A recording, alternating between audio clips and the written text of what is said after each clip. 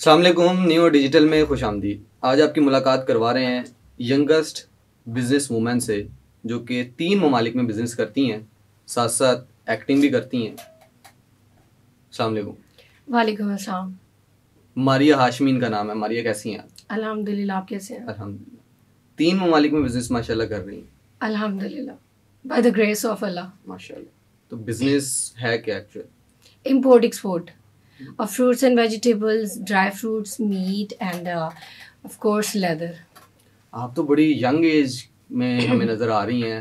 3 ममालिक का business, import export का बिजनेस, ये सुन के ऐसे लगता है जैसे कोई बहुत ही मेच्योर एज का कोई बंदा है।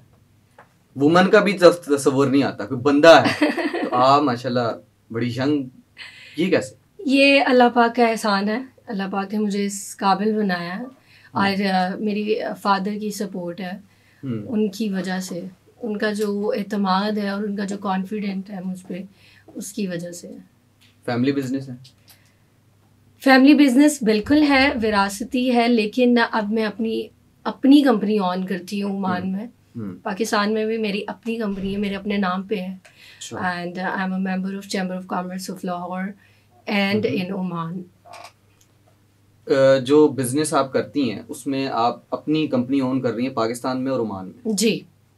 उसकी आप अकेली ओनर हैं? जी बिल्कुल अकेली ओनर। खुद सारा कुछ हैंडल कर लेती हैं? हाँ जी, सब कुछ खुद हैंडल करती हूँ। बाबा बहुत ज़्यादा सपोर्ट करते हैं, बहुत ज़्यादा गाइड करते हैं, सब उनकी गाइडेंस की वजह से है।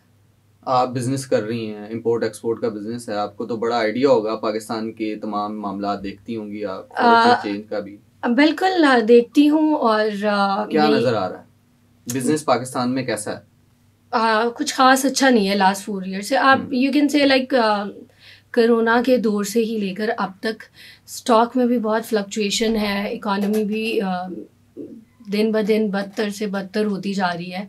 लेकिन अभी आइंदा आने वाला जो साल है उसके अंदर हम बहुत ज़्यादा तवक्कुआत रख रहे हैं पाकिस्तान गवर्नमेंट से, और इकोनॉमी भी इंशाल्लाह बहुत ज़्यादा बेहतर होगी, हम दुआ गो है। आपकी राय हमारे लिए बड़ी इंपॉर्टेंट है। आप बताएं कौन सी हुकूमत अच्छी लगती है बिजनेस में? Of course PMLN। yes, everybody knows that they have a mindset of development. हाँ, शायद जो आम तबका है वो ये देखता होगा कि नून लीग आती है तो बहुत ज़्यादा सड़कें बनाना शुरू हो जाती है और आपको हर जगह वो सड़कों के ऊपर डेवलपमेंट नज़र आती है। लेकिन हम इसके पसे पर्दा ये चीज़ें नहीं देखते कि कितनी ज़्यादा लेबर इंक्रीज होती है, कितने बेरोज़गारों को रोज़गार मिलता है उन प्रोजेक्ट्स के ज़रिए। और ये भी नहीं है कि सिर्फ ये सड़कों के ऊपर काम करते हैं, ये बिजनेस वाले लोग हैं। नवाज शरीफ साहब, मियां साहब के बारे में तो कहा जाता है कि बड़ा बिजनेस माइंडसेट है। एग्जैक्टली, बिजनेस पाकिस्तान में बहुत ज़्यादा लेकर आते हैं। बिल्कुल। उनकी हुकूमत में आप ये कहती हैं कि बिजनेस जो बंदा है, ताजिर जो है, वो खुश रहता है? बहुत ज़्यादा खुश रहता है। वो बहुत ज़्यादा फोकस करते हैं ताजरान बरादरी के ऊपर, बहुत ज़्यादा। खान साहब से मुतमईन नहीं हुए आप लोग? नहीं, बिल्कुल भी नहीं। हमें तो पता ही नहीं चला हुआ क्या है इनके दौर में। वो तो कहते हैं मैंने वेस्ट में सारी ज़िंदगी गुजारी है, मुझे पता है किस तरीके से बिजनेस आएगा पाकिस्तान में, बैरून मुल्क से लोग आकर किस तरीके से नौकरियां करेंगे। मेरे ख्याल से जितने ज़्यादा लोग इन चंद सालों में पाकिस्तान छोड़कर गए हैं, ये एक हिस्ट्री है। और आप तो फिर मीडिया से रिलेटेड है, आप तो ये चीज़ें सुनते होंगे। और अब तो ये वक्त आ गया कि पासपोर्ट का पेपर ख़त्म हो गया है। जिन लोगों ने नए पासपोर्ट अप्लाई किए उनको 6 माह से पासपोर्ट नहीं मिल रहे, क्योंकि लास्ट मंथ ये रिपोर्ट आई थी कि एक मंथ के अंदर 7 लाख पासपोर्ट की एप्लीकेशन आई थी। तो आप अंदाज़ा लगाएं कि कितनी मुतमईन थे लोग जो यहाँ से कूच कर गए हैं। परदेश काटना इतना आसान नहीं होता है। अगर आप स्पेशली आप अपनी फैमिली पीछे छोड़ के जा रहे हैं और जॉब करने जा रहे हैं, इट्स वेरी डिफ़िकल्ट। और कितने ज़्यादा लोगों ने इस एक हिजरत ही की है। 3 ममालिक में इम्पोर्ट एक्सपोर्ट का बिजनेस है आपका जी। तो इम्पोर्ट एक्सपोर्ट में क्या रुकावटें होती हैं जिसकी वजह से किसी एक मुल्क में इंपोर्ट एक्सपोर्ट करना मुश्किल हो जाती है? पाकिस्तान को देखते हुए आपको क्या लगता है कि पाकिस्तान को कौन सी पॉलिसी अपनी बेहतर करनी चाहिए, मुल्क में ट्रेड आए, क्या कुछ आपने ऑब्जर्व किया? मैंने ये ऑब्जर्व किया है कि पाकिस्तान में बहुत ज़्यादा टैक्सेस हैं, अपॉर्चुनिटीज़ बहुत ज़्यादा कम हैं। और अगर यहाँ से कोई भी शिपमेंट जाती है तो उसके ऊपर जैसे एक शिपमेंट के ऊपर 10 लाख की लागत है तो 15 लाख का तो उसका फ्रेट है। अब आप इस चीज़ से अंदाज़ा लगाएं कि एक शिपमेंट जो कॉस्ट कर रही है 10 लाख और उसके ऊपर हमें 15 लाख गवर्नमेंट को देना पड़ रहा है। ओमान के साथ किस तरह के ताल्लुकात हैं पाकिस्तान के ट्रेड में? बहुत अच्छे हैं, बहुत अच्छे अच्छे बिजनेसमैन हैं जो ओमान में काम कर रहे हैं। तो ओमान, कोई एक ऐसी पॉलिसी आपको पसंद आई हो दुबई की, कतर की, ओमान की, जो आपको ये पाकिस्तान में जरूर लानी चाहिए बिजनेस के? टैक्सेस बहुत कम है, टैक्सेस फ्री है, हाँ ड्यूटी फ्री है, आप कह सकते हैं। टैक्सेस इतना मामूली होता है कि आपको महसूस भी नहीं होता आपने और उसका जो प्रॉफिट है वो बिजनेसमैन को जाता है। हाँ एग्जैक्टली, ऑफ कोर्स वो सारा प्रॉफिट जो है वो बिजनेसमैन को ही जाता है। कब से आपने ये बिजनेस अपने हैंड ओवर किया, family business? It's been you can say like लगभग 7 साल। 7 साल? तब तो आप और छोटी होंगी। हाँ बहुत यंग थी, स्टडी कर रही थी और बाबा ने देखा कि मेरे अंदर इस चीज़ का इंटरेस्ट है तो उन्होंने बोला कि ठीक है। लड़की एक बिजनेस संभाल सकती है, पूरी कंपनी? बिल्कुल, क्यों नहीं, इट्स वेरी इजी। कोई किसी ने कहा हो यार ये तो लड़की है, ये कैसे बिजनेस संभालेगी, तबाह कर देगी, उसे संभाला नहीं जाएगा? कहते हैं you know it's a world of man.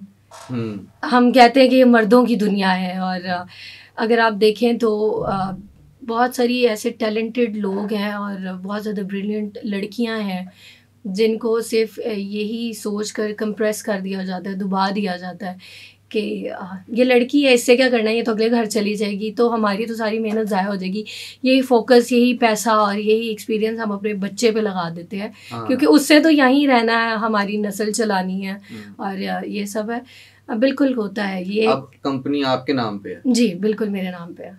ये आपकी दिन रात मेहनत का मुझे लग रहा नतीजा है कि कंपनी आपके नाम पे। हाँ अल्हम्दुलिल्लाह, ये अल्लाह पाक का एहसान है मेरे ऊपर बहुत ज़्यादा। एक तरफ बिजनेस है, दूसरी तरफ एक्टिंग है, ये क्या मामला है? एक्टिंग शौक है, पैशन है, जज्बा है और बचपन से ही ख्वाब देखती थी कैमरे के सामने बैठने का, एक्ट करने का और कभी मैं घबराई नहीं थी किसी से बात करते वक्त भी और पिक्चर्स लेने का भी बहुत शौक था। School, college, university, function and management department में मैं रही हूँ जो कॉलेजेस और यूनिवर्सिटी में होते हैं, स्टूडेंट जो यूनियन होती है।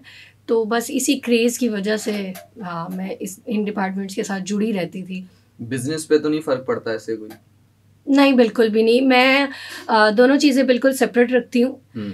अगर मेरे पास वक्त है और मैं कहीं पे आ सकती हूँ तो ही मैं कमिटमेंट करती हूँ, अदरवाइज़ मैं माजरत कर लेती हूँ। ये एक बहुत बड़ी वजह है कि बहुत कम देखा गया है मुझे शोबिस के हवाले से।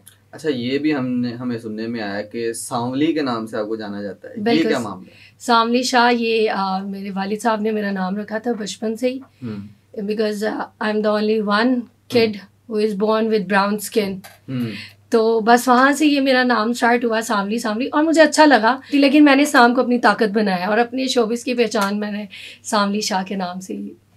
इसमें कोई आपको कभी रेसिज्म का सामना हो, खुदा ना खास्ता? नहीं, until unless you are confident in your own skin, आपको कोई कुछ भी नहीं, कहीं पे भी नहीं गिरा सकता। आमना इलियास हैं, आप शायद जानती हैं। बिल्कुल मैं जानती हूँ। वो बड़ा डट के मुकाबला करती हैं इस चीज़ का कि मेरी रंगत अगर सांवली थी तो मुझे बड़े हेट उसका सामना भी रहा, मुझे जो है वो शोबिज़ में भी इस तरह की मसाइल रहे। तो क्या समझती हैं कि ये अभी तक चल रहा है शोबिज़ में? हाँ जी बिल्कुल है, 70% ये चीज़ है। अब गोरी रंगत को बहुत ज़्यादा फोकस किया जाता है, तरजीह दी जाती है। हाँ बिल्कुल, और आप इस चीज़ से अंदाज़ा लगाएं कि सिर्फ लाहौर के अंदर ही अंदर अगर आप एस्थेटिक क्लिनिक्स देखें तो उनकी तादाद कारोबारी दफ्तरों से ज़्यादा हो गई है, क्योंकि ये हमारी सोसाइटी का एक बहुत ही कड़वा सच है और एक बहुत ही तल्ख पार्ट है जिसको ब्राउन स्किन वाली लड़कियां जो है, लड़कों को मुझे नहीं ख्याल है कभी फेस करना पड़ा हो, लेकिन लड़कियों को फेस करना पड़ता है। रिश्तों में प्रॉब्लम्स होती हैं और फिर बहुत ज़्यादा स्कूल कॉलेजेस में भी एहसास कमतरी का शिकार होती हैं। लेकिन मैं ये समझती हूँ कि ये कोई मैटर नहीं करती है ये चीज़। आप इस जितनी भी इस तरह के मामलात हैं, इस तरह की ज़ाहिर है लड़कियां जो हैं वो सांवले रंगत में होती हैं, बेचारी अनकॉन्फिडेंट हो जाती हैं, अपने आप को जो है वो बड़ा कमज़ोर समझती हैं। ऐसे ही है। कैसे वो सामना करें माशरे का? आप तो माशाल्लाह मिसाल है उनके लिए। मैं यही कहूँगी कि ये सबसे खूबसूरत रंगत है गंधमी रंग या सांवला रंग, ये सबसे खूबसूरत बहुत अट्रैक्टिव कलर है ये। और हम लोग दरअसल हैं गोरों के गुलाम रहे हम कितने 100 साल। अमेरिका को हम कहते हैं कि वहाँ पर गोरे काले का कॉन्सेप्ट अभी भी है, लेकिन यहाँ पर भी यहाँ पे है, बहुत ज़्यादा है, लेकिन दरअसल हमारी सोच अभी भी वही गुलामाना सोच है। हम अभी भी वही गोरों के गुलाम ही हैं। बेशक वो हमारे मुल्क से निकल गए हैं, लेकिन लैंग्वेज के ऊपर अगर हम देखा जाए तो इंग्लिश को हम बहुत ज़्यादा तरजीह देते हैं। इंग्लिश बोलने वाला जो है हम उसको पढ़ा लिखा समझते हैं और बड़ा ही कोई इंटेलिजेंट समझते हैं। और इसी तरह गोरी रंगत को हम खूबसूरती की अलामत समझते हैं, जबकि मैंने जितने भी खूबसूरत लोग देखे हैं वो हमेशा सांवले रंग के होते हैं, अट्रैक्टिव और अच्छे नैनक्श सांवले लोगों के होते हैं। शोबिज में क्या फ्यूचर नज़र आ रहा है, पाकिस्तानी शोबिज में? शोबिज में मेरा फ्यूचर इंशाल्लाह मुझे अच्छा नज़र आ रहा है। मुझे बहुत बड़े बड़े क्या करना चाहती हैं? ड्रामा करना चाहती हैं, फिल्म करना चाहती हैं? फिल्म का स्कोप बहुत कम है पाकिस्तान में, एज यू नो कि सिनेमाज की क्या कंडीशन है। जब से इंडियन फिल्में बैन हुई हैं पाकिस्तान में तो सिनेमाज के तो दरवाजे बिल्कुल ही बंद हो गए थे, कारोबार बिल्कुल ख़त्म हो गया था। लेकिन अल्हम्दुलिल्लाह अब तो काफ़ी ज़्यादा पाकिस्तान में फ़िल्में प्रोड्यूस हो रही हैं हर साल ही, और मुकाबले के ऊपर फ़िल्में आती हैं, हमें देखने को मिलती हैं। लेकिन अभी भी हम फिल्म इंडस्ट्री में बहुत ज़्यादा पीछे हैं। ड्रामा इंडस्ट्री हमारी बहुत अच्छी है और पूरी दुनिया में लोग हमारे ड्रामे देखते हैं। हमारी स्क्रीन प्लेज, स्टोरी और जो कहानियाँ हैं वो बड़ी मुनफरिद है, हकीकत से बहुत करीब हैं। और हमें ड्रामा तो पाकिस्तान का बड़ा फेमस है, बहुत फेमस है। हाँ बिल्कुल करते हैं, पर वो कर नहीं पाते हैं। उनकी वही वो स्टोरीज हैं, हाँ ढूंढ ही है। और उनका वही है कि आप ये कैसे कह सकते हैं कि मेरे पति गुजर गए, मैं उनका ऑपरेशन खुद करूंगी।